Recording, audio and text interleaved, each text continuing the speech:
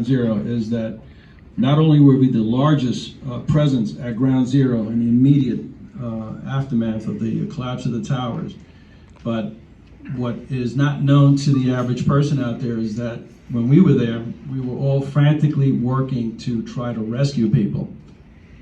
The presumption was that there were people to rescue.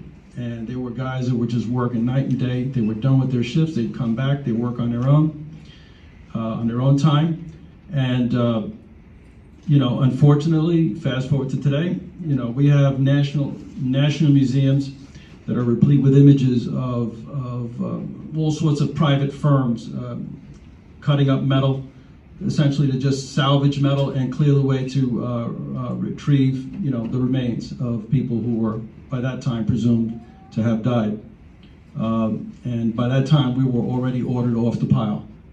And it's a shame that that's the way it was recorded. And the average person in my family at the time, they would ask me, what were you guys doing at the time? Because we didn't see in the papers what involvement the transit workers have down there. Since we had everything to do with it. Don't ask me how in the world we hit the editing room floor. But I just wanted you to know that. Okay, so we have a distinguished guest. He's Mr. Representative Greg Meeks from the 5th Congressional District of Queens. Would you like to say some words?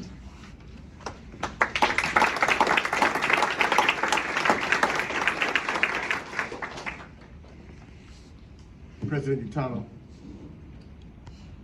this film really said it all. 20th year of the fall of the Twin Towers.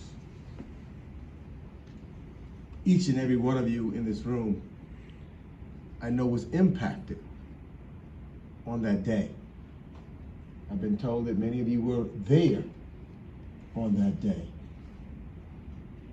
And when we think of the 20 years that have gone by, I know each and every day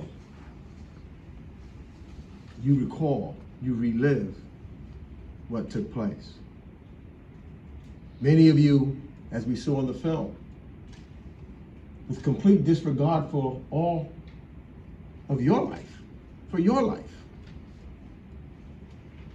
decided that you were going to try to save other human beings. Coming together, making it happen, getting folks to safety. And each and every one of you is much of a hero and shero as others that were there. It's a story, this film, and I'm so glad that I was able to see it, that we've got to get out to the rest of not only those here in New York City or New York State, but to our entire nation. We all know that you are great workers, that the city cannot function without the men and women of the New York Transit, particularly those who work every day to make the system a better system. But on this commemoration of 20 years, I just wanted to stop by, and that's why I thank you, Mr. President, to say on behalf of a grateful nation, again, not just the city, not just the state, but the entire nation, on behalf of a grateful nation, I want to thank you. The President showed me these medals earlier, one of the medals earlier. The medal is beautiful, but I know the medal represents to each of you a memory that is awfully hard. I surely wish we didn't have to give medals so that this event did not have taken place, and you and your families not impacted in the manner that you are. I take away from this commemoration that all of us in public service, all of us in public life, I, Greg Meeks, also have a responsibility to make sure that when we talk about the men and women, the heroes and sheroes, and what they did on 9/11, that everyone from the MTA and the transit workers and the members of this union, that legacy must be a part of history and must go into, so as I see those young people that are here, they will know that their relatives, their friends, their neighbors did not think about themselves. They just ran in to help others. So I want to thank you